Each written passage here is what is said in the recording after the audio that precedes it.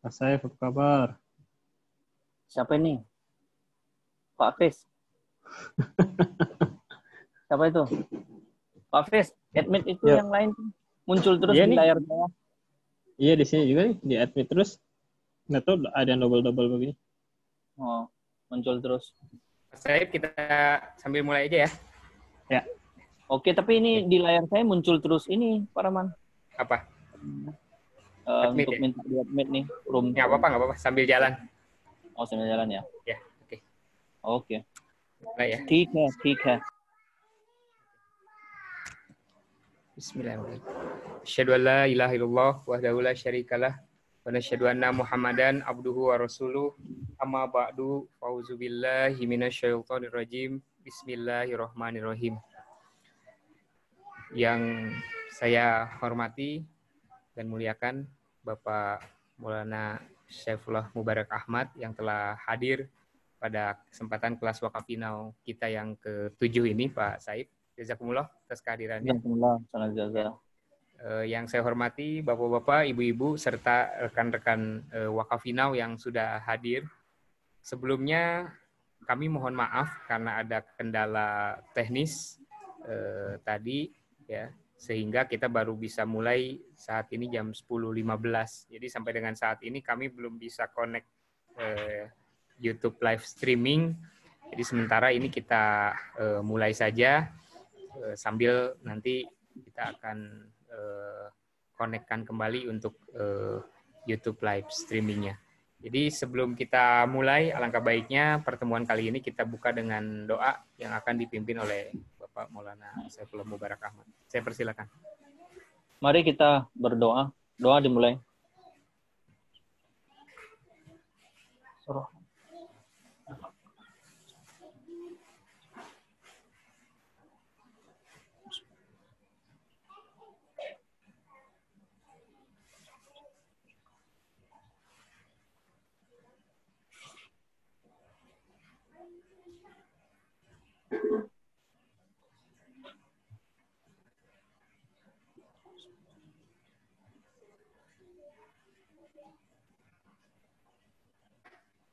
Amin, Rabbal Alamin. Amin. Jazakallah, Pak Said. Jadi pada hari ini kita akan mengadakan kelas wakaf finau berkaitan dengan pembahasan silabus wakaf finau, ya, yang seperti yang sudah kami sampaikan bahwa pada hari ini kita akan membahas mengenai sirat dan sejarah Islam, ya, yang insya Allah Ta'ala akan disampaikan oleh Bapak Maulana Syaifullah Mubarak. Jadi ini merupakan pertemuan kita yang kedua, ya Pak Syaifullah, untuk pelajaran sirat dan sejarah Islam. Langsung saja kepada Pak Said, dipersilakan untuk menyampaikan materi. Baik, jazakumullah, Karaman. Asyhadu an la ilaha illallah wahdahu la syarikalah wa asyhadu anna Muhammadan abduhu wa rasuluh, amma ba'du, fa'udzu billahi minasyaitonir rajim. Bismillahirrahmanirrahim. Suaranya jelas ya, Kak Rahman? Suara saya? Jelas, Pak, jelas. Jelas, oke. Baiklah, sekarang kita seperti yang sudah saya sampaikan Pak Rahman tadi, Kang Rahman tadi, kita kembali bertemu di dalam pelajaran salah satu dari silabus wakaf finau tentang sirat. Sirat kalau dalam bahasa Arabnya sirah. Dalam bahasa Urdu kita biasa sebut dengan sirat. Tahu sejarah, ya, sejarah yang berbasiskan kepada akhlak, berbasiskan kepada kehidupan rohani dan sebagainya. Pada pertemuan sebelumnya kita telah membahas tentang Mekah, keadaan Mekah sebelum Islam, termasuk agama-agama yang ada di Mekah pada khususnya dan di Arab pada umumnya, dan kehidupan sosial ketika itu. Ini di dalam pertemuan sebelumnya, videonya juga ada di YouTube. Jadi kalau ada yang belum lihat, bisa dilihat di situ. Sebagaimana sudah saya sampaikan sebelumnya juga, insya Allah Ta'ala, kalau ini berlanjut, kelas ini berlanjut, kita akan terus membahas berkenaan dengan sirat, berkenaan dengan tarikh ini, tarikh Islam terutama, dari awal sampai habis. Saya sebagai informasi aja dari untuk pembahasan tentang sirah ini, saya mengambil referensinya dari buku Sirat Khataman Nabiyyin yang ditulis oleh Hazrat Qamarul Anbiya, Hazrat Mirza Bashir Ahmad radhiyallahu taala anhu, yang merupakan putra dari Hazrat Masih Maud wassalam. Baiklah, pada pertemuan kali ini kita akan membahas secara ringkas tentang asal-usul Mekah, Ka'bah, dan Quraisy. Nah, dari pertemuan sebelumnya memang kita agak mundur sedikit ke belakang, tapi ini berkaitan sekali dengan Rasulullah SAW, berkaitan sendiri dengan Hazrat Ibrahim dan Hazrat Ismail alaihissalam yang merupakan nenek moyang Nabi kita Muhammad SAW. Oleh sebab itu saya di sini juga sedikit akan menyinggung tentang sirat atau sejarah hidup Nabi Ibrahim alaihissalam sendiri. Baik, Nabi Ibrahim alaihissalam dikenal juga sebagai Abul Anbiya, ini bapaknya para nabi. Nah, karena dari keturunan beliau banyak lahir nabi-nabi. Misalnya saja 3 agama besar, yakni Islam, Kristen, dan Yahudi, ini juga lahir dari keturunan Nabi Ibrahim alaihissalam. Bani Israel dengan banyak nabi-nabinya adalah keturunan dari Nabi Ibrahim alaihissalam. Kemudian Bani Ismail yang memiliki satu nabi, yang Rasulullah SAW, juga berasal dari keturunan Nabi Ibrahim alaihissalam. Nah, ini dari sini Nabi Ibrahim alaihissalam mendapatkan gelar Abul Anbiya atau bapak para nabi. Nah, masa Nabi Ibrahim alaihissalam diperkirakan secara garis besar itu sekitar 2100 sampai 2200 tahun sebelum Masehi. Di 2100 sampai 2200 tahun sebelum Isa alaihissalam. Nah, ini sekitar 2700 sampai 2800 tahun sebelum Rasulullah SAW. Jadi kalau dari sekarang itu sekitar 4200 sampai 4300 tahun yang lalu. Nah, sangat lama sekali. Namun nama beliau sampai sekarang masih dan akan terus harum sebagai bapak para nabi. Sebagai nabi yang memiliki pengorbanan yang luar biasa sehingga melahirkan nabi-nabi yang luar biasa. Dan nabi yang paling sempurna yakni Rasulullah SAW. Nabi Ibrahim alaihissalam sendiri adalah keturunan dari Nabi Nuh alaihissalam. Beliau alaihissalam berasal dari Irak, kemudian hijrah ke beberapa tempat, ke Mesir dan tempat lainnya, sehingga akhirnya beliau sampai ke selatan Palestina dan menetap di sana. Nah, Hazrat Ibrahim alaihissalam memiliki 3 istri. Yang pertama Hazrat Sarah, kemudian Hazrat Hajrah, dan Hazrat Katurah. Nah, berkaitan dengan istri yang ketiga, ini Hazrat Katurah, memang tidak banyak yang kita ketahui, tidak banyak sejarah mencatat tentang beliau. Namun setidaknya dapat kita ketahui bahwa beliau ini adalah berasal dari kaum Madian. Sedangkan kedua istri beliau, yakni Hazrat Sarah dan Hazrat Hajrah, nah, ini kita cukup banyak mendapati sejarah tentang beliau. Hazrat Sarah masih keluarga Nabi Ibrahim alaihissalam, sepupu beliau.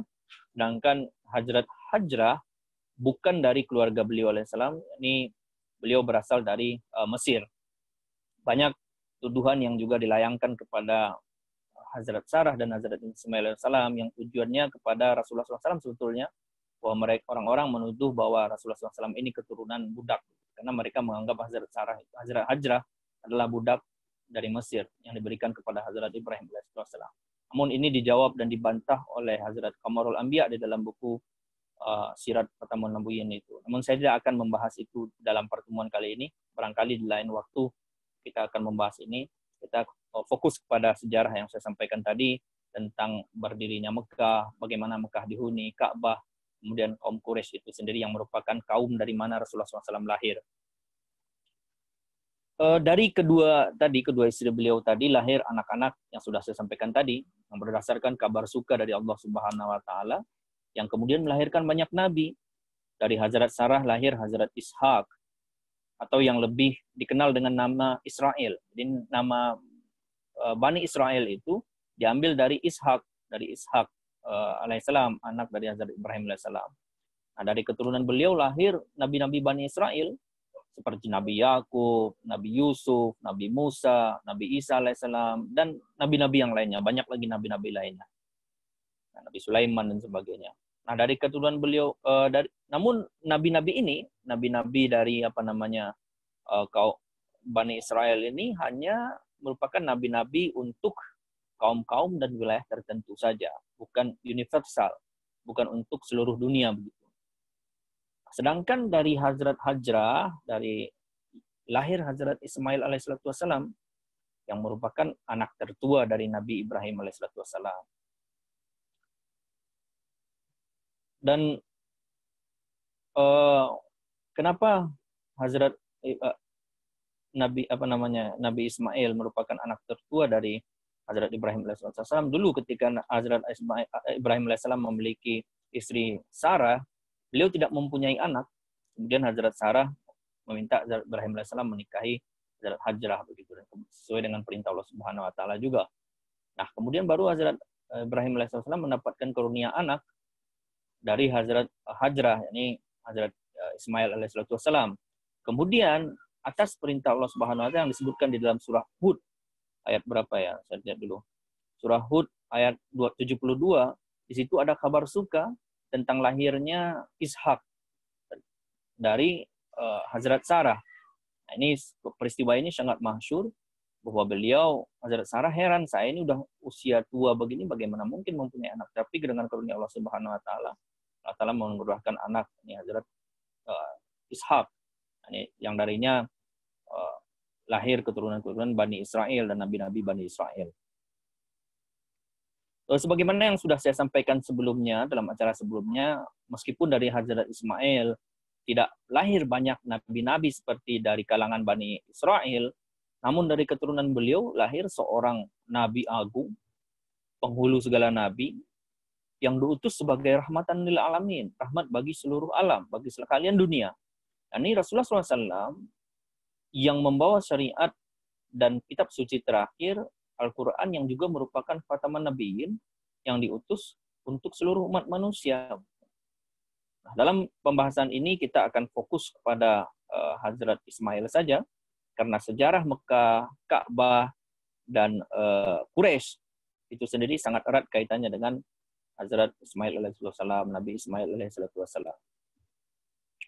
Sebagaimana yang sudah saya sampaikan tadi, kelahiran Hazrat Ismail alaihissalam merupakan hasil dari doa khusus Nabi Ibrahim alaihissalam dan Hazrat Hajrah, sebagaimana yang disebutkan di dalam surah dalam Al-Quran, surah As-Saffat ayat 101 sampai 102.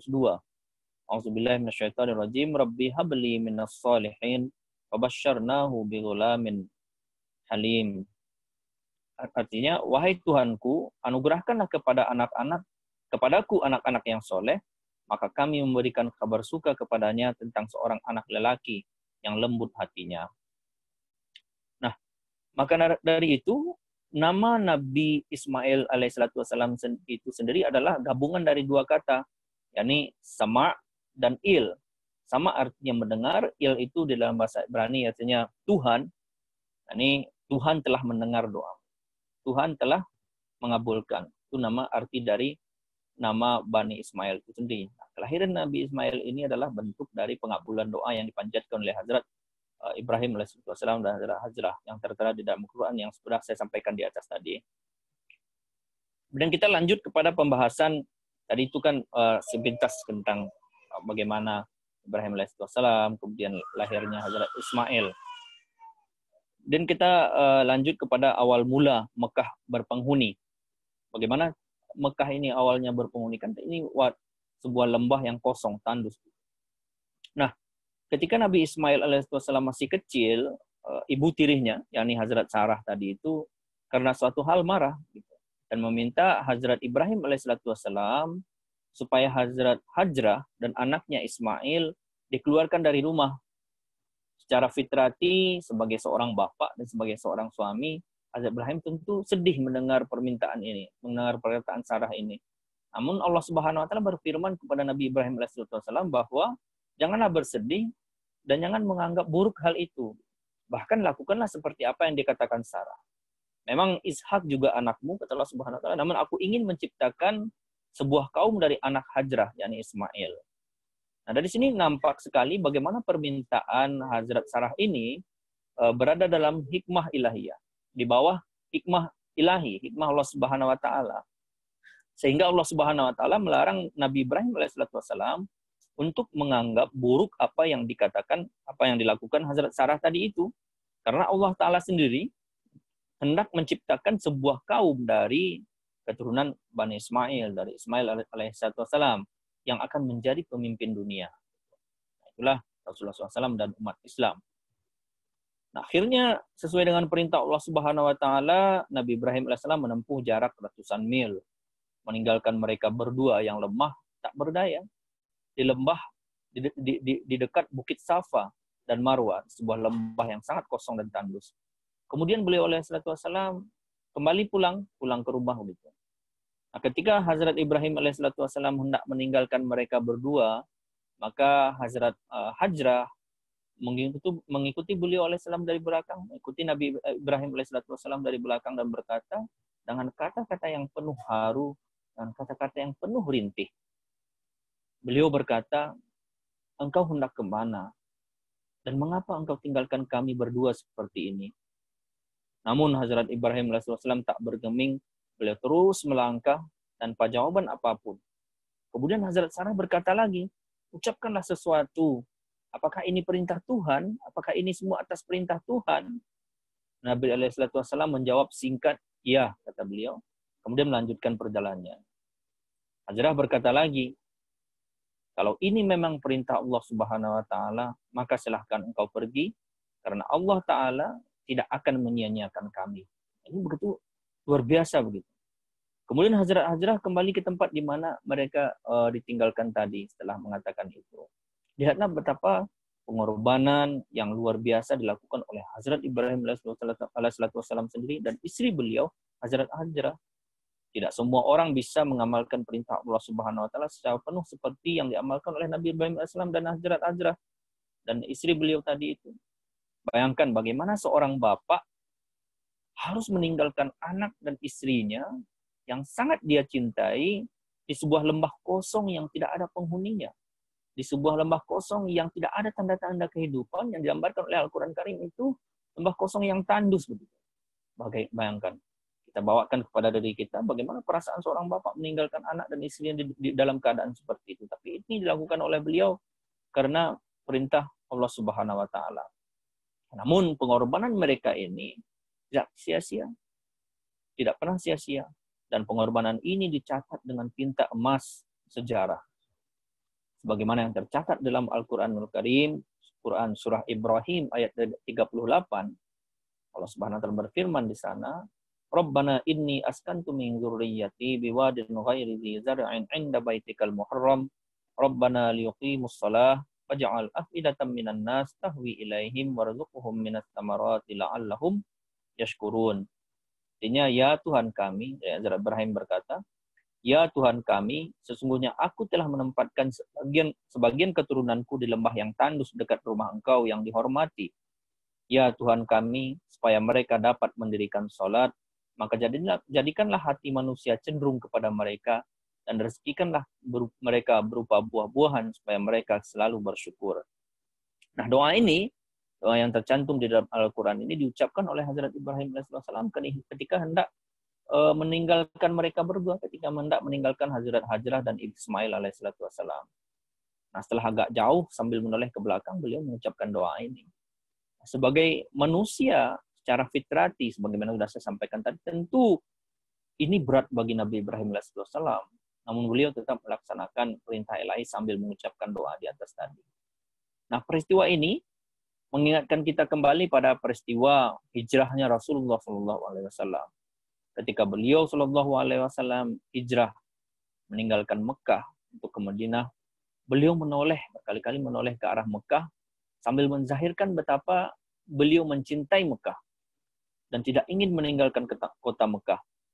Namun karena keadaan dan ada perintah Allah Subhanahu wa taala, beliau SAW tetap melaksanakannya, hijrah ke Madinah. Sehingga seperti halnya pengorbanan Nabi Ibrahim alaihissalam pengorbanan Rasulullah SAW pun berbuah manis. Karena Tuhan tidak akan pernah menyia-nyiakan orang-orang yang berkorban dari menyempurnakan perintahnya. Nah, di dalam sejarah dan hadis kita temukan bahwa ketika bekal Hazrat Hajrah dan putranya sudah mulai habis, maka sebagai ibu, beliau mulai khawatir dengan keadaan anaknya, sehingga beliau kesana kemari mencari air. Namun setetes air pun tidak ditemukan, bayangkan. Sedangkan keadaan Hazrat Ismail alaihissalam mulai sangat memburuk. Beliau tidak sanggup melihat keadaan anaknya, kemudian beliau menengadah ke langit sambil berdoa, dan berlari ke sana kemari, kalau-kalau ada kafilah yang lewat atau ada kampung di sekitar itu. Beliau lari ke atas bukit Safa, namun tidak ditemukan kafilah atau pemukiman. Kemudian beliau berlari ke atas bukit Marwa, namun juga tidak ditemukan apa-apa. Nah, sehingga dalam keadaan begitu gelisah, beliau melakukan ini sebanyak 7 kali putaran sambil menangis-nangis dan berdoa kepada Allah Subhanahu wa taala. Nah, untuk mengenang peristiwa dan kenangan suci ini, maka peristiwa ini diabadikan dengan menjadikannya sebagai salah satu bagian dari ritual haji, yakni sa'i. Kita kenal dengan sa'i, berjalan ke Bukit Safa dan Marwa sebanyak 7 kali. Setelah beliau melakukan ini sebanyak 7 kali putaran, Hazrat Hajrah mendengarkan suara gaib dari langit yang berbunyi, "Wahai Hajrah, Allah telah mendengar suara atau doamu dan anakmu." Nah, mendengar ini, Hajrah kembali ke tempat Nabi Ismail alaihissalam yang merintih kehausan tadi. Bentar. Ek menit abi naik bolna. Abi yang apa programnya? Nah, kembali sampaikan, mendengar ini Hazrat Hajrah kembali ke tempat Nabi Ismail alaihissalam yang merintih kehausan. Sampai di sana Hazrat Hajrah melihat malaikat yang sedang menghentak-hentakkan tumitnya ke tanah, seolah-olah sedang menggali sesuatu. Nah, Hazrat Hajrah mendekat dan mendapati bahwa di tempat malaikat tadi menghentak-hentakkan tumitnya ke tanah, dari situ mengalir air yang begitu deras. Nah, Hazrat Hajrah begitu gembira dan langsung memberi minum anaknya. Karena takut air itu terbuang sia-sia, maka beliau meletakkan batu di sekeliling mata air tadi, dan membuatnya seperti sebuah baskom. Nah, air yang keluar dari mata air inilah yang sekarang kita kenal dengan nama air Zam-Zam. Gitu. Nah, Hazrat Ibnu Abbas radhiyallahu ta'ala anhu meriwayatkan Rasulullah SAW pernah bersabda bahwa semoga Allah Subhanahu wa taala mengasihani Hajrah. Jika dia tidak menghalangi air itu, maka ia akan menjadi sebuah mata air yang mengalir deras. Kemudian kita lanjut ke pembahasan selanjutnya, bahwa disampaikan di dalam buku Sirat Khataman Nabiyyin ini, kabilah pertama yang menghuni Mekah, yang menghuni lembah Bakkah ini adalah kabilah Jarham. Yang merupakan sebuah cabang dari Banu Qahtan. Nah, kabilah ini adalah dari Yaman, datang dari Yaman, dan sebelumnya menetap di sebuah tempat yang terletak beberapa jauh dari lembah Bakkah.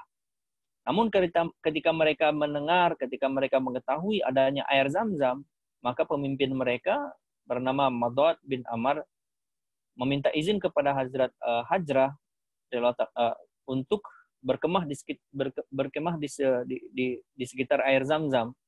Nah, Hazrat Hajrah pun mengizinkannya dengan senang hati, dan dengan begitu orang-orang dari kabilah Jarham mulai menetap di lembah Makkah, di lembah Bakkah tadi itu, di sekitar air Zam-Zam. Kemudian kita lanjut kepada pembahasan tentang Ka'bah. Nah, bagaimana Ka'bah ini dibangun dan sebagainya. Nah, setelah meninggalkan Hazrat Hajrah dan Nabi Ismail alaihissalam di lembah Bakkah, Hazrat Ibrahim alaihissalam beberapa kali mengunjungi mereka juga, datang berkunjung.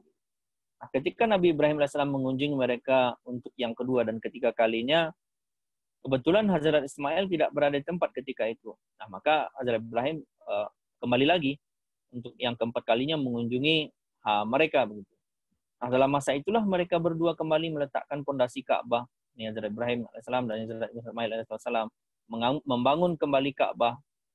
Nah, memang Ka'bah sendiri pun sudah ada sebelumnya sebagai tempat ibadah, sudah lama. Namun seiring berjalannya waktu, Ka'bah runtuh, kemudian tanda-tandanya atau jejaknya menjadi hilang. Gitu. Dalam membangun kembali Ka'bah, Nabi Ibrahim alaihissalam dibantu oleh Nabi Ismail alaihissalam. Nabi Ismail alaihissalam mengangkat batu, kemudian diberikan kepada Hazrat Ibrahim alaihissalam, Hazrat Ibrahim alaihissalam memasangnya. Nah, ketika dinding Ka'bah ini sudah mulai agak tinggi, Hazrat Ibrahim alaihissalam memasangkan sebuah batu di sebelah sudut Ka'bah yang disebut dengan, kita kenal dengan Hajar Aswad, batu hitam. Nah, kemudian setelah Ka'bah dibangun, setelah selesai pembangunannya, maka Ibrahim alaihissalam mendapatkan perintah dari Allah Subhanahu wa taala untuk mengumumkan tentang haji.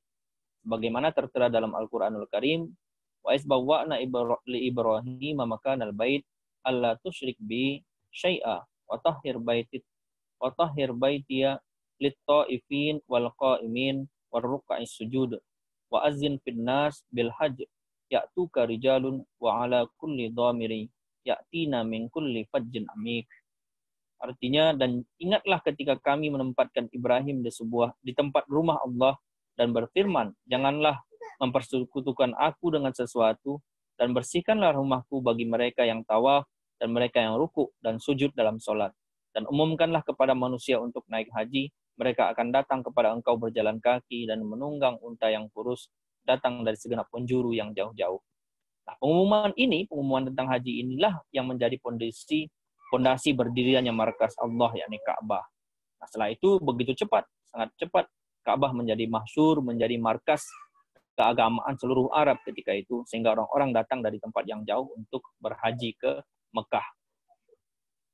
Selanjutnya kita akan sedikit membahas tentang penjaga atau pemimpin Ka'bah.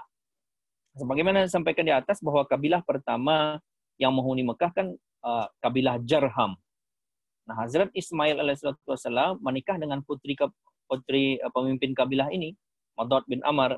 Nah, dari pernikahan itu lahir 12 anak. Nah, dari antaranya anak yang paling besar bernama Nabit dan yang kecilnya bernama Qaidar begitu. Nah, orang Arab sebagian besar adalah keturunan Qaidar bin Ismail, dan kaum Quraisy pun keturunan Qaidar, kaum Quraisy yang dari mana Rasulullah SAW lahir. Selama Hazrat Ismail alaihissalam hidup, beliau yang menjadi penjaga dan pemimpin Ka'bah. Nah, setelah kewafatan beliau alaihissalam, yang menjadi wali dan penjaga Ka'bah adalah anak beliau yang tertua, yakni Nabit. Kemudian Nabit pun meninggal. Nah, penguasaan Ka'bah atau kepemimpinan Ka'bah kembali ke tangan kakeknya tadi, Madad bin Amr, mertua Nabi Ismail alaihissalam. Sehingga kepemimpinan Ka'bah berada di tangan kabilah Jarham untuk masa yang panjang. Namun setelah itu, salah satu cabang dari Banu Qahtan, dan masih saudara dari kabilah Jarham ini, namanya kabilah Khaza'ah, mengalahkan kabilah Jarham ini dan merebut kepemimpinan Ka'bah darinya. Nah, mereka diusir dari Mekah dan hijrah ke Yaman. Nah, sebelum meninggalkan Ka'bah, pemimpin mereka, Amr bin Al-Haris, memasukkan harta kaum mereka ke dalam mata air Zam-Zam dan menutupnya. Nah, dengan begitu ketika kabilah Khaza'ah masuk Mekah, maka air Zam-Zam itu hilang, tidak ditemukan dengan dalam waktu yang sangat lama. Nah, setelah ratusan tahun kemudian, barulah kakek Rasulullah SAW, Hazrat Abdul Muttalib, mencari mata air itu kembali dan berhasil mengalirkan mata air Zam-Zam itu kembali. Jadi air Zam-Zam pernah tertutup gitu ketika kabilah Jarham itu diusir dari Mekah, diusir dari Bakkah dan hijrah ke Yaman. Nah, pendeknya setelah kabilah Jarham, kabilah Khaza'ah yang menjadi penguasa Ka'bah, dan berhala pun mulai dimasukkan oleh kabilah ini ke dalam Ka'bah gitu.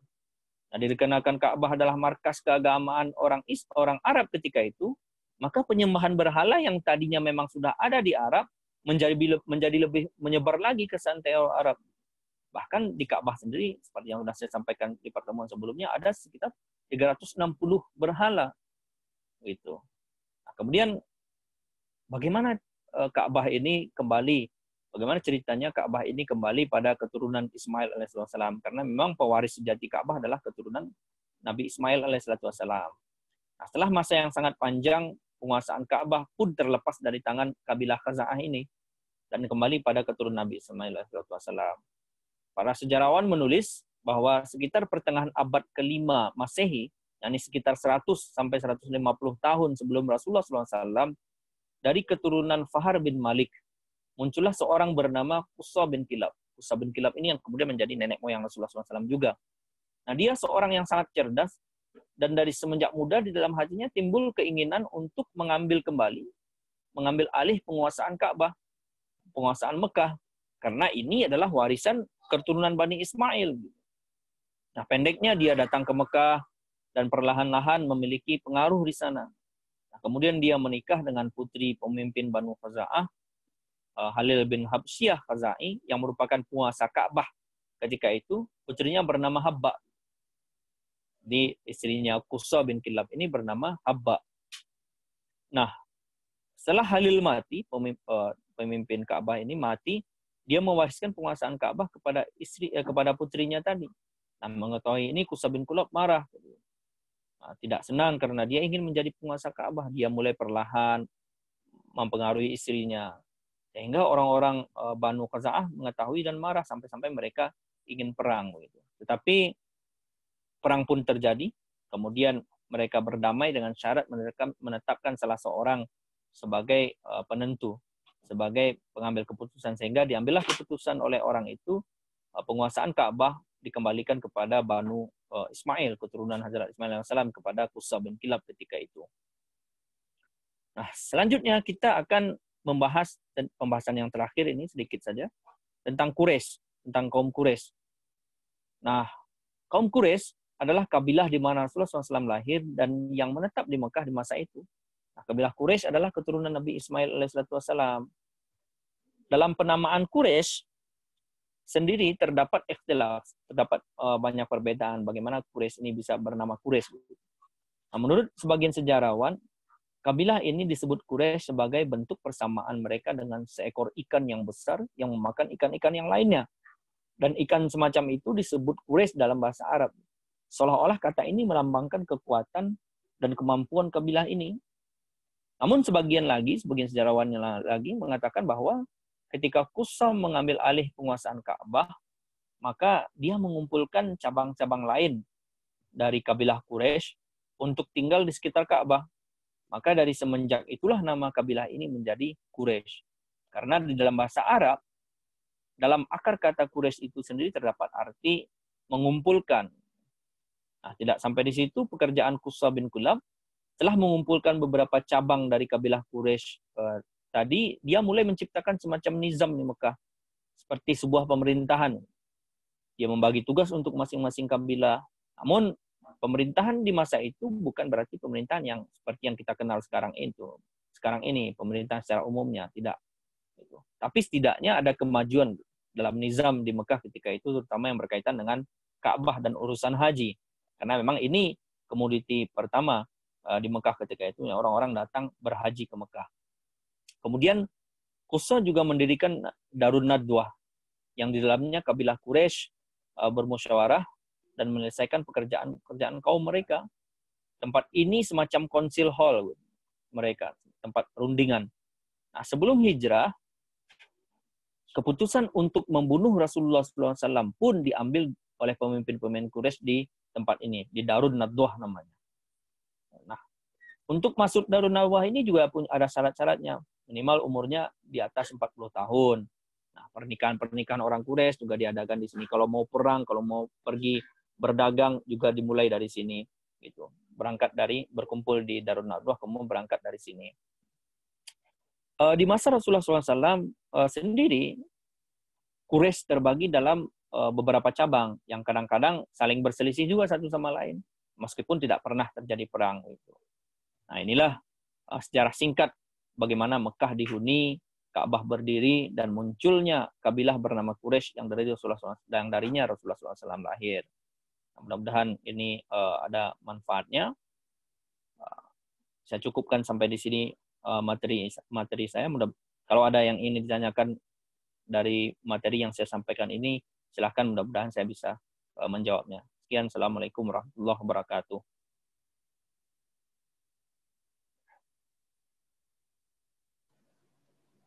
Pak Rahman, mana hostnya ini? Saya bantu Pak Saif. Yuk. Rahmannya lagi live kayaknya, sedang mengurus yang YouTube streaming, mungkin masih ada kendala. Oke. Jazakumullah Pak Saif. Materinya luar biasa, banyak ilmu barunya. Baik, dipersilakan untuk rekan-rekan, teman-teman, adik-adik yang ingin bertanya, silakan menggunakan tombol raise hand di kanan bawah, ada titik 3, more. Diklik itu, lalu ada pilihan raise hand, dipersilahkan. Ini sudah ada yang angkat tangan nih Pak Saif. Ibrahim Lampung. Silakan. Pak Saif bisa di-mute di sana. Sebentar dia, di-unmute. Mudah-mudahan bisa dari saya nih.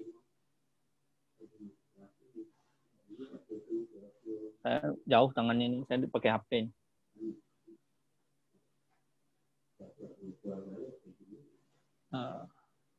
Sebentar Bisa, ya. Pak Wid?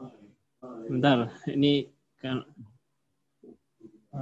Saya gaptek juga nih masalah Zoom. Oke. Agak susah nih Pak Saif di sini. Pak Saif di sana bisa? Nggak bisa ya? Bisa ya? Bentar. Ada di kertasin.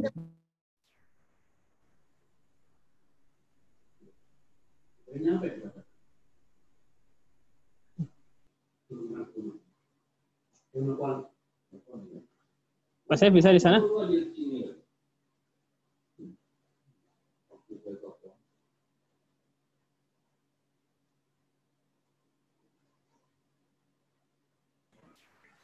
Oke, Kang Rahman, Ya. sudah masuk lagi. Nah, Ya.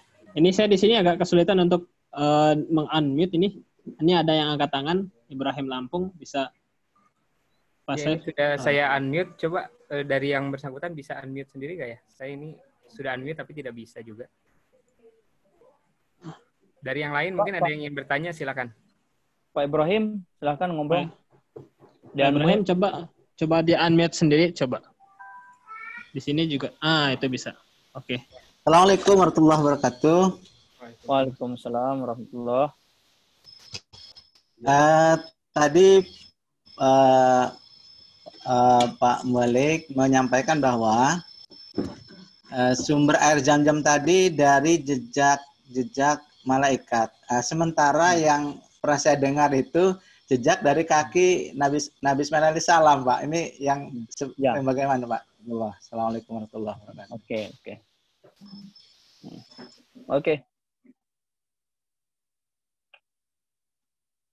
Oke, langsung dijawab atau gimana? Ya, silakan langsung Pak Saif. Ya, saya tadinya juga agak ketika membaca buku ini kan karangan dari anak Hazrat Masih Maud alaihissalam ya, Kamarul Anbiya. Dan buku beliau ini sangat dipuji oleh Hazrat Khalifatul Masih Asani sebagai sumber sejarah Islam yang sangat komprehensif gitu. Saya pikir juga air Zam-Zam itu kan dari hentakan kaki Nabi Ismail yang kita kenal, yang kita ketahui dalam sejarah secara umum gitu. Di sini saya temui bahwa malaikatlah yang menghentakkan kakinya di situ ketika itu. Nah, memang Nabi Ismail sendiri ketika itu kan masih kecil begitu, Pak.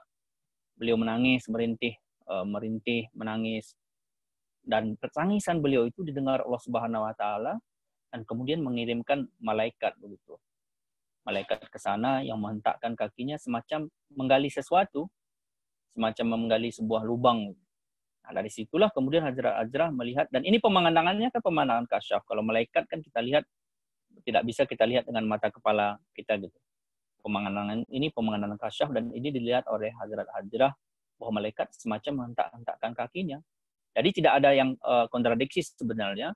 Hazrat Ismail alaihissalam juga menghentakkan kakinya, dan kemudian secara gaib Allah Subhanahu wa taala juga mengirim malaikat untuk menyempurnakan itu, hentakan dari Hazrat Ismail alaihissalam, malaikat tadi itu yang dikirim Allah Subhanahu wa taala juga menghentakkan kakinya sehingga muncullah air Zam-Zam gitu.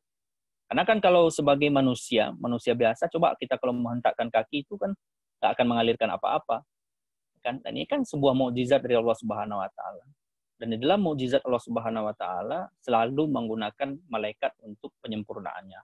Termasuk di dalam penyempurnaan munculnya air Zam-Zam ini juga ada andil malaikat yang digambarkan di dalam buku Sirat Khataman Nabiyyin itu. Malaikat menghentakkan tumitnya semacam menggali sesuatu kemudian mengalirkan sebuah air, sebuah mata air begitu yang kita sebut dengan air Zam-Zam. Gitu Pak, silakan.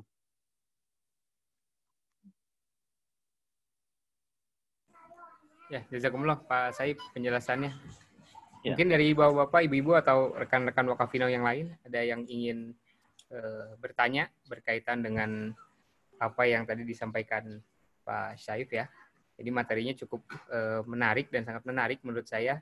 Tinggal kita memang menggali apa-apa yang memang kita belum paham ya Pak Saif. Silakan ya. Bapak-bapak, ibu-ibu atau rekan-rekan sekalian. Ini ada pertanyaan di chat Pak Saif dari Kang Tahir Ahmad. Assalamualaikum Pak Maulana Saiful. Saya ingin bertanya, apakah agama dari Nabi Ibrahim alaihissalam dan Ismail alaihissalam, lalu apakah agama itu masih ada sampai Nabi Muhammad SAW lahir? Ya. Oke, lanjut langsung nih ya. Ya, silakan Pak. Oke. Di dalam pertemuan sebelumnya sebetulnya pernah saya sampaikan. Ketika Rasulullah SAW di Mekah lahir, ketika itu ada nama sebuah agama, kan banyak agama-agama tuh. Mungkin bisa dilihat nanti di dalam video sebelumnya juga untuk lebih jelasnya. Kan ada macam-macam agama, ada Sabi, ada Majusi dan sebagainya. Nah, salah satu agama yang ada ketika itu ada namanya agama Hanif, gitu. Nah, agama Hanif ini adalah agama yang dinisbatkan kepada Hazrat Ibrahim alaihissalam. Nah, agama ini mengarah kepada tauhid dan itu ada di zaman Rasulullah SAW. Beberapa sahabat Rasulullah SAW merupakan keluaran atau orang dari agama Hanif itu sendiri. Nah, memang bagaimana yang sudah saya sampaikan dalam pertemuan sebelumnya, Mekah secara khusus dan Arab secara umumnya terjebak dalam kemusyrikan yang begitu luar biasa. Hampir semua orang musyrik ketika itu seolah-olah penyembahan berhala menjadi agama kaum, menjadi agama bangsa Arab ketika itu. Namun ada juga orang-orang yang kemudian tidak menyukai atau membenci kemusyrikan, membenci penyembahan berhala, yang kemudian berpindah begitu dari keyakinan nenek moyang mereka kepada agama Hanif, agama Nabi Ibrahim alaihissalam itu sendiri. Meskipun orang-orang yang penyembahan berhala juga mengakui Nabi Ibrahim alaihissalam itu mawahid, mengakui Nabi Ibrahim alaihissalam itu orang yang menyembah Tuhan yang satu, tetapi mereka mempunyai konsep lain yang saya sudah pernah sampaikan di video sebelumnya. Mungkin bisa dilihatlah video sebelumnya. Itu aja jawaban singkatnya, Pak Rahman. Oke, jazakumullah Pak Saib penjelasannya. Silakan bagi yang lain yang ingin bertanya, kami persilakan untuk manfaatkan fitur raise hand ya yang tersedia pada fitur Zoom. Jadi mohon maaf pada hari ini kita belum bisa live streaming nih Pak Saib karena ada kendala teknis, tiba-tiba tidak bisa connect ya. Biasanya sebelumnya lancar-lancar saja. Oke, ada pertanyaan dari Eis Mujiarsih nih. Silakan. Assalamualaikum warahmatullahi wabarakatuh. Waalaikumsalam warahmatullahi wabarakatuh. Perkenalkan, nama saya Rofi. Yep. 12 tahun dari Bandung Kulon. Saya mau bertanya. Perebutan Ka'bah beberapa kali oleh para kabilah semata-mata ingin kekuasaan atau ingin merubah keyakinan. Itu saja. Wassalamualaikum warahmatullahi wabarakatuh. Waalaikumsalam. Ya, langsung jadi, dijawab, ya, Ka'bah ini kan sudah saya sampaikan. Itu yang saya sampaikan tadi itu hanya sedikit dari sejarah Ka'bah aja. Beberapa kali juga Ka'bah kemudian runtuh, ya kan? Kemudian dibangun kembali, pernah banjir, hilang, kemudian dibangun kembali. Nah, berkaitan dengan perebutan Ka'bah ini lebih kepada kekuasaan ketika itu. Karena setelah Hazrat Ibrahim alaihissalam selesai membangun Ka'bah, kemudian beliau menerima perintah Allah Subhanahu wa taala untuk mengumumkan haji, ketika itu Ka'bah menjadi markas keagamaan orang-orang Arab gitu. Sampai masa yang sangat panjang. Orang-orang berhaji ke Mekah, ke Ka'bah ketika itu. Nah, melihat ini kan menjadi suatu potensi gitu. Sebagai suatu potensi kekuasaan yang luar biasa, kalau orang yang menjadi penjaga Ka'bah itu sangat terhormat di Arab ketika itu.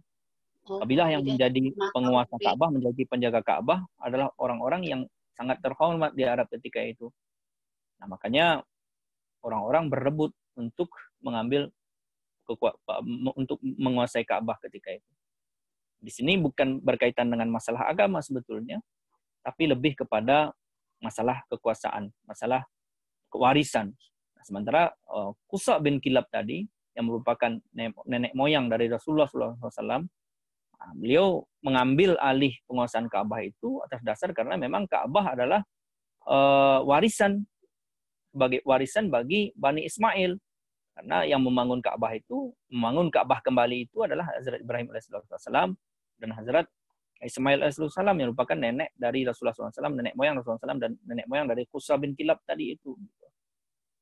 Nah, tapi pure-nya tidak ada untuk tujuan agama sebetulnya, lebih kepada penguasaan, lebih kepada kehormatan dan sebagainya. Walaupun di dalam ketika mereka menguasai Ka'bah, terutama Qusa bin Kilab tadi, nenek moyang Rasulullah SAW tadi itu, mengatur sedemikian rupa bagaimana orang-orang yang berhaji ke Mekah bisa nyaman, bisa melaksanakan ibadah hajinya dengan lebih baik. Itu aja jawabannya, Rahman. Jazakumullah, Pak Saib. Ini ada yang bertanya lagi, Pak Saib? Ya, silakan. Cukup menarik sepertinya materinya. Jadi dari keluarga Maulana Solehudin ya. Silakan saya unmute. Silakan Pak, atau siapa? Assalamualaikum. Waalaikumsalam. Salam. Nama saya Robiah Mahmud dari cabang Cirebon. Iya. Jadi tadi Bapak telah jelaskan bahwa Siti Hajrah itu pernah lari dari Safa ke Marwah karena kesulitan air. Iya, Bu. Terus sekarang hal tersebut dijadikan salah satu haji gitu, rukun haji. Ibadah haji ya. Ya. Ritual ibadah haji, ya. Nah, itu hikmahnya itu apa ya, Pak? Atau filsafatnya? Ya. Oke. Langsung saja, Bu. Silakan di mute, Bu, itunya apa namanya? Ya, silakan Pak Said. Jadi sebagaimana sudah saya sampaikan tadi, pengorbanan Hazrat Hajrah dan putranya Ismail alaihissalam sangat disukai Allah Subhanahu wa taala, sangat diridhai Allah Subhanahu wa taala, sehingga pengorbanan mereka tidak sia-sia. Yang salah satu dari hasil pengorbanannya adalah bagaimana Hazrat Hajrah berlari-lari dari Mekah, dari Safa ke Marwah, Marwah ke Safa, mencari air dan sebagainya. Itu kemudian diabadikan dalam sejarah, dicatat dengan tinta emas sejarah, kejadian suci itu, sehingga kemudian dijadikan oleh Rasulullah SAW sebagai salah satu ritual ibadah haji begitu. Jadi hikmahnya adalah pengorbanan seseorang yang dilakukan demi keridhaan Allah Subhanahu wa taala, yang dilakukan demi mentaati perintah Allah Subhanahu wa taala itu tidak pernah disia-siakan Allah Subhanahu wa taala. Sudah sekitar 40.000 tahun yang lalu, tetap saja sampai sekarang orang-orang mengingat kejadian ini sebagai sesuatu kejadian suci yang luar biasa. Ini hikmahnya. Jadi kita lakukan saja pengorbanan dengan tulus, dengan betul-betul untuk meraih keridhaan Allah Subhanahu wa taala. Maka Allah Subhanahu wa taala sendiri yang akan membalasnya. Sebagaimana yang Allah Subhanahu wa taala lakukan kepada Hazrat Hajrah dalam bentuk mencatatnya dalam dalam sejarah, dalam sebagai peristiwa suci di dalam sejarah begitu. Tidak sampai di situ saja. Maksud dari tujuan Ibrahim alaihissalam meletakkan atau meninggalkan Hazrat Hajrah dan Ismail alaihissalam di lembah itu kan tadi sebagaimana ayat Al-Qur'annya, supaya mereka beribadah gitu. Karena walaupun Ka'bah itu sendiri sudah hilang tanda-tandanya, tetapi Allah Subhanahu wa taala mengetahui bahwa Ka'bah itu berada di dekat lembah yang di mana Hazrat Ibrahim AS meninggalkan Hazrat Hajrah dan Hazrat Ismail alaihissalam. Nah, kemudian Hazrat Ibrahim AS kan membangun Ka'bah lagi di situ. Dan hikmah yang paling besar adalah di situ Allah Subhanahu wa taala ingin menciptakan sebuah kaum yang kemudian menjadi pemimpin dunia, yang kemudian menjadi penyelamat dunia, yang kemudian lahir Nabi Agung Rasulullah SAW di situ. Di pengorbanan beliau di situ tidak sia-sia. Kemudian dicatat di dalam tinta emas sejarah yang kemudian dijadikan sebagai salah satu ritual ibadah yang disebut dengan sa'i. Silakan, Pak Rahman, itu aja. Oke, jazakumullah Pak Saib penjelasannya. Ada pertanyaan juga nih dari chat Zoom Pak Saib, dari Daniel ya, dari Beras Tagi ini kalau tidak salah. Jadi Assalamualaikum, saya ingin bertanya kapan Nabi Ibrahim menghancurkan berhala di sekitar Ka'bah? Ya, saya lihat juga itu tadi itu. Ya. Oke. Nabi Ibrahim AS nggak pernah hancurkan berhala di Ka'bah. Kalau disimak penjelasan saya tadi, berhala di Ka'bah itu baru dimasukkan oleh Banu Khaza'ah, ya kan? Penguasa kedua Ka'bah. Kan yang setelah Hazrat Hajrah dan Hazrat Ismail AS tinggal di dekat Ka'bah, dekat Makkah itu, beliau kan menemukan air Zam-Zam itu tadi ya, sudah saya sampaikan tadi. Nah, mendengar kabar air Zam-Zam itu keluar, kemudian salah satu kabilah bernama kabilah Jarham yang tinggal agak jauh dari tempat itu datang kepada Hazrat Hajrah, kemudian meminta izin untuk berkemah di sekitar air Zam-Zam.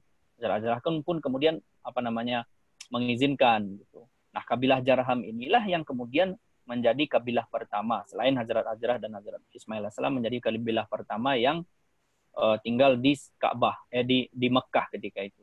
Nah, Nabi Ismail AS menikah dengan pemimpin kabilah Jarham ini, melahirkan anak-anak dan sebagainya. Nah, kabilah inilah yang kemudian menjadi pemimpin Ka'bah gitu.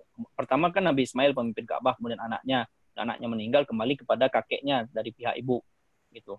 Dari pihak mertuanya Ismail AS, dari Bani Jarham, kabilah Jarham. Nah, ini panjang masanya dia menjadi pemimpin Ka'bah.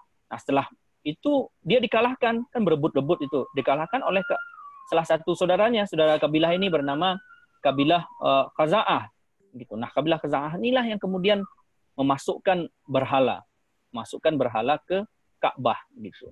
Nah, jadi ketika zaman Nabi Ibrahim alaihissalam, di Ka'bah tidak ada berhala. Nah, memang beliau masih suci kan ketika itu, masih beliau sendiri yang bangun Ka'bah dengan Hazrat Ismail alaihissalam. Jadi ketika itu belum ada berhala. Nah, peristiwa Nabi Ibrahim menghancurkan berhala itu peristiwa yang lain sebelum itu, di tempat yang lain begitu.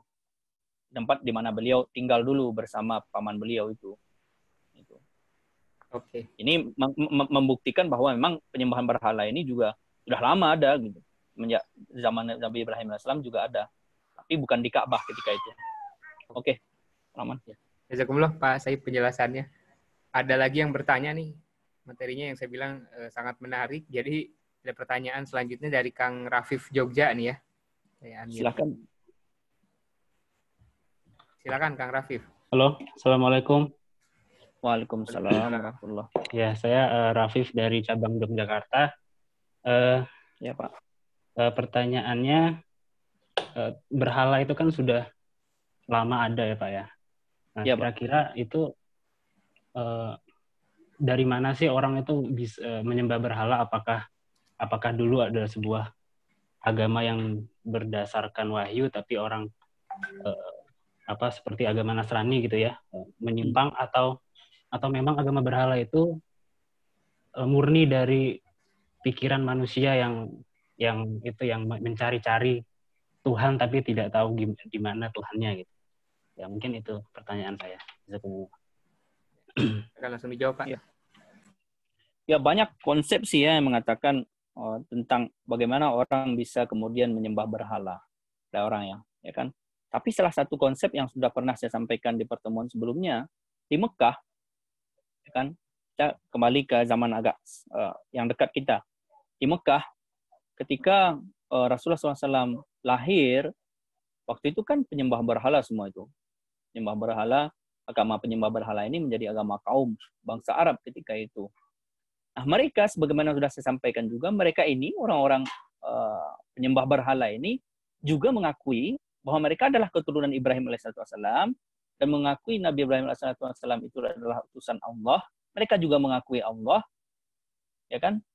Dan mereka mengakui bahwa Nabi Ibrahim alaihissalam itu mawahid, orang yang percaya Tuhan yang satu. Tetapi mereka berdalih bahwa Nabi Ibrahim alaihissalam itu kan memang orang dekat dengan Allah Subhanahu wa taala.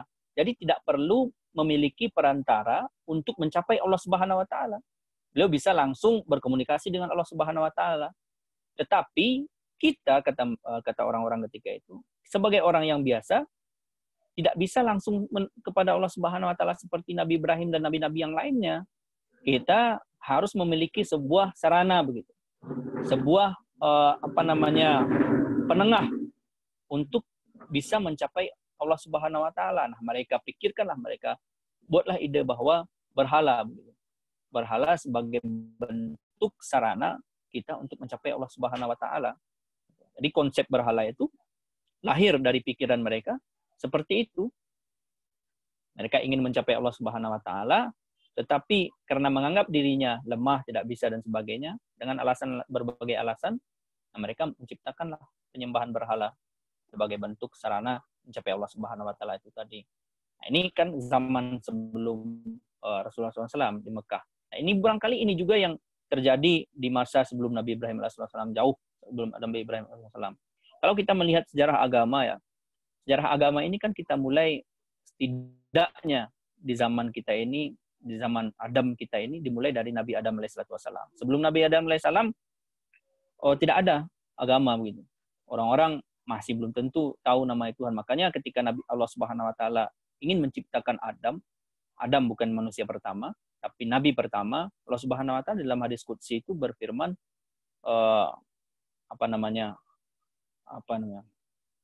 lupa saya sabdanya.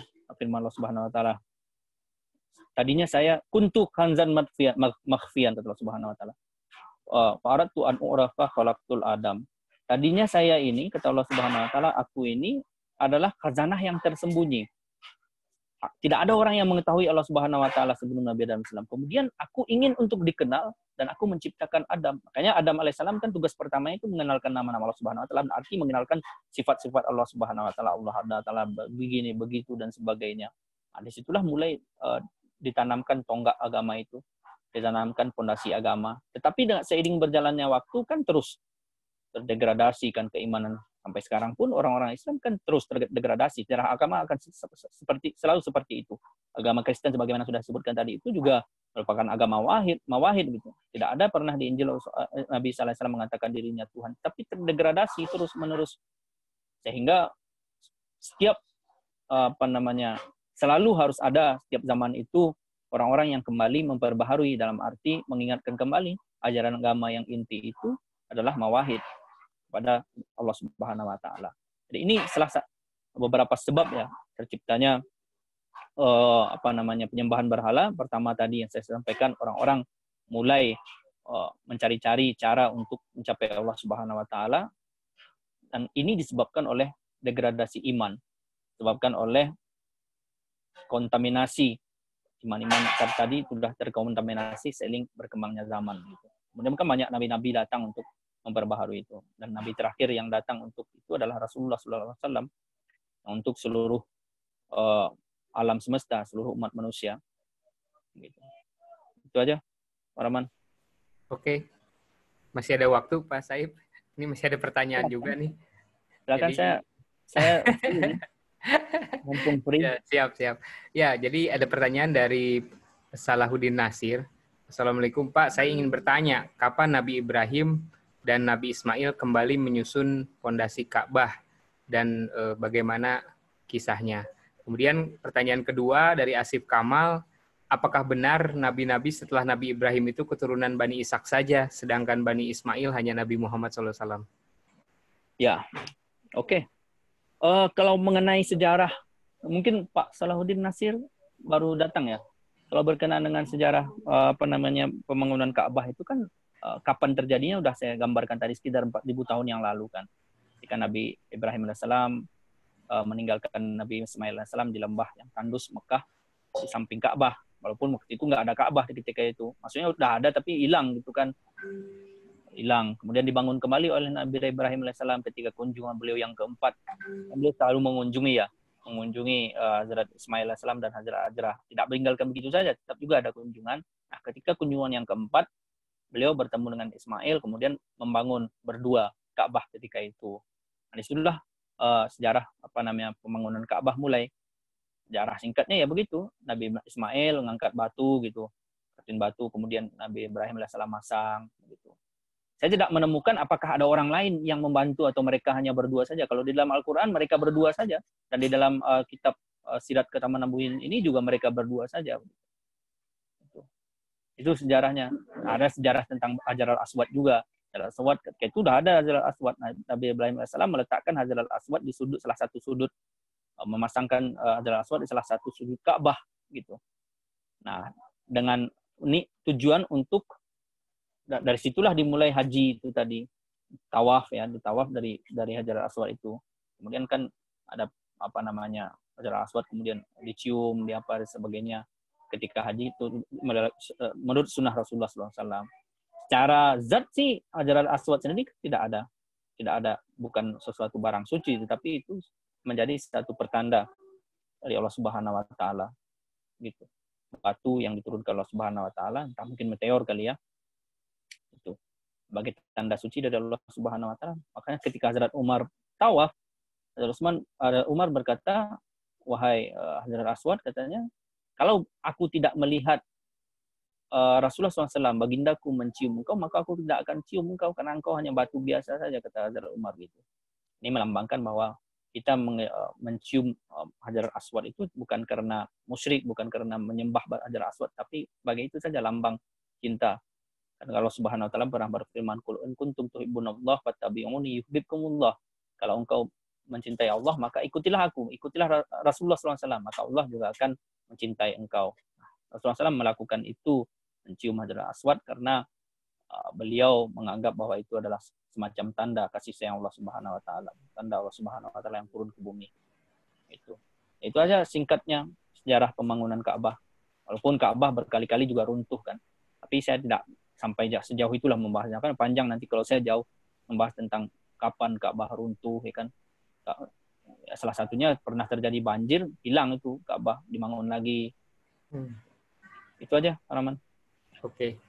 Ini ada usul juga, Pak. Katanya mohon izin usul, alangkah baiknya materi hari ini dibuat dalam bentuk tulisan agar kami sebagai anak-anak Wakaf Now bisa membaca ulang dan mengingat ulang sejarah.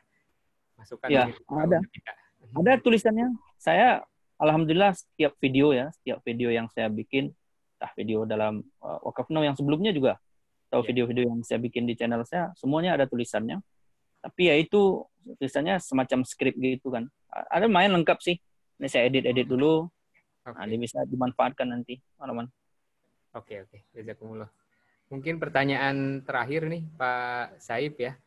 Ini dari Muhammad Soleh.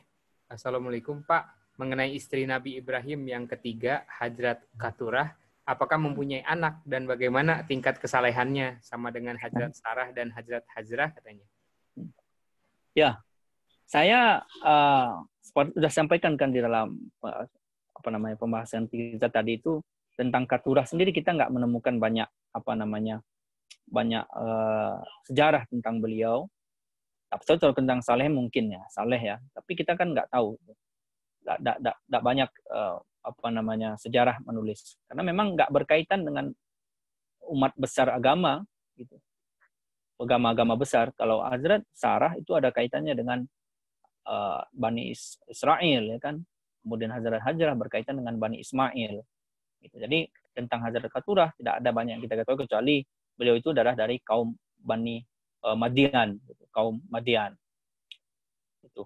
Nah kemudian saya lupa saya tadi jawaban satu lagi itu tentang ingat tentang Bani Ismail. Dan tanyakan kan apakah betul nabi-nabi Bani Israel itu dari Israel semua, kemudian dari Bani Ismail hanya Rasulullah SAW.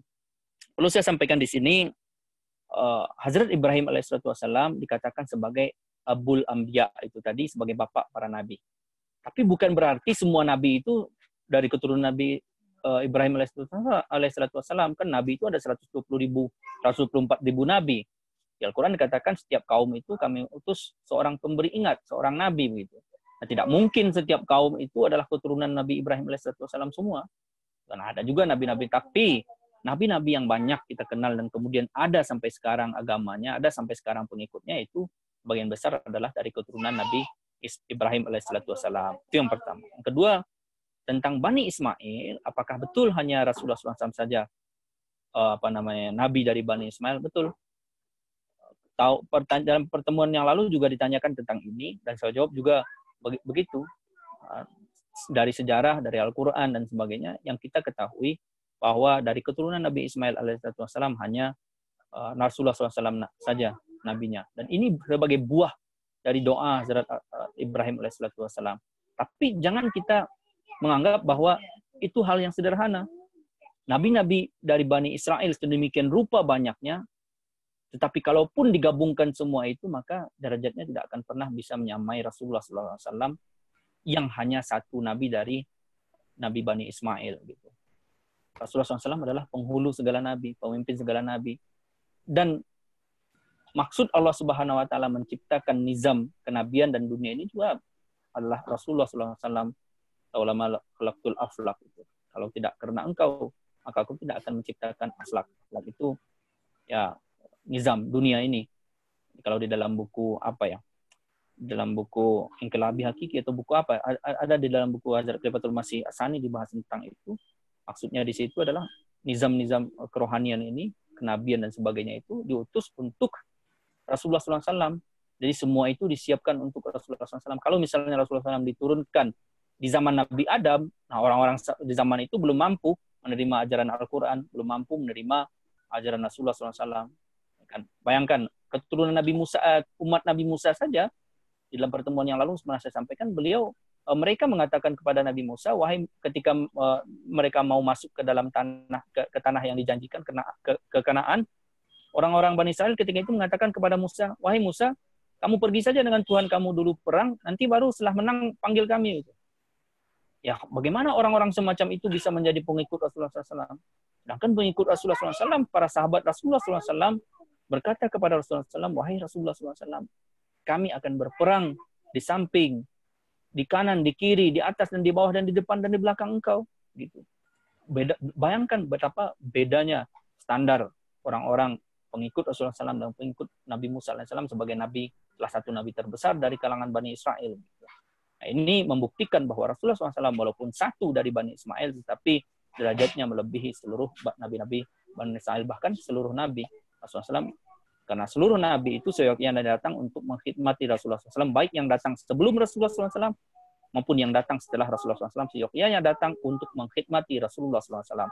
Ada yang datang untuk menyiapkan orang-orang untuk beriman kepada Rasulullah SAW, untuk mudah menerima ajaran Rasulullah SAW, ajaran syariat Islam, syariat yang terakhir. Ada yang datang kemudian untuk terus menyegarkan syariat Rasulullah SAW, yakni sebagaimana pencinta hakiki Rasulullah SAW, Hazrat Masih Maud SAW, yang kita dengan karunia Allah Subhanahu Wa Taala menjadi pengikutnya.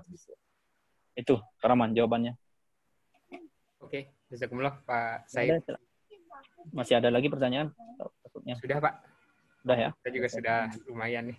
Sudah lewat sekitar 5 menit ya dari kita mulai tadi jam 10 lewat 15. Alhamdulillah Pak Said, jazakumullah, penjelasan yang cukup detail yang saya lihat, dan ini mudah-mudahan menambah hasanah pengetahuan kita sebagai Wakaf Now ya tentang sirat dan sejarah ini. Dan insya Allah nanti akan kita lanjutkan ya materi pelajaran sirat ini di pertemuan-pertemuan selanjutnya.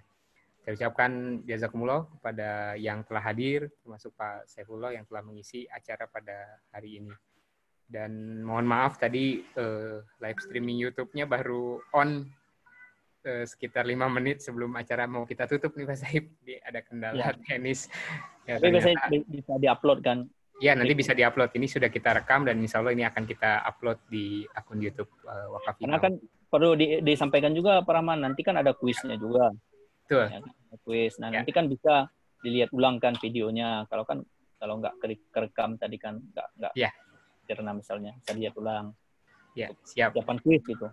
Ya, insya Allah nanti akan ada kuis setelah 3 kali pertemuan sirat, 3 kali pertemuan bedah buku ya, dan 3 kali pertemuan pengetahuan agama ya. Akan ada kuis khusus berkaitan dengan silabus Wakafinau, dan insya Allah hari Minggu ini kita akan ada kuis pelajaran bahasa Urdu ya. Jadi nanti siap-siap para Wakafinau bisa dicek lagi video-video sebelumnya. Pelajaran bahasa Urdu sudah 3 video, sudah 3 kali belajar, jadi mudah-mudahan nanti bisa menjawab kuis dengan baik dan benar ya. Oke Pak Saib, kita tutup pertemuan kali ini dengan doa. Saya persilakan. Ya, alhamdulillah kita udah sampai di penghujung acara. Mudah-mudahan ini bermanfaat, terutama buat adik-adik yang masih kecil nih. Saya takutnya kalau misalnya nggak paham, tapi mudah-mudahan bisalah mudah dipahami sejarah tentang bagaimana Rasulullah SAW itu lahir dari keturunan siapa, dari mana, bagaimana Mekah terbentuk, orang penghuni, bagaimana Ka'bah dibangun dan sebagainya. Mudah-mudahan bisa dipahami. Kita berdoa kepada Allah Subhanahu wa taala, semoga Allah Subhanahu wa taala memberikan berkat dan karunia-Nya kepada kita. Kita berdoa dimulai.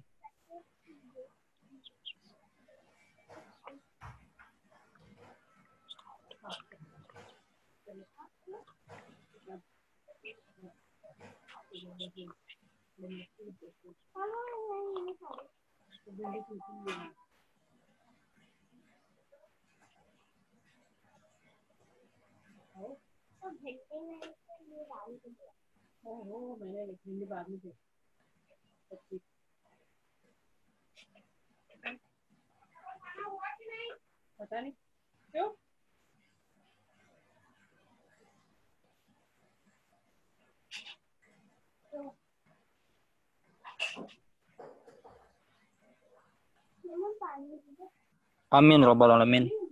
Amin. Jazakumullah Pak Maulana Saifullah, dan yang telah hadir pada acara hari ini. Kita cukupkan pertemuan kali ini. Sekian. Assalamualaikum warahmatullahi wabarakatuh. Waalaikumsalam warahmatullahi wabarakatuh.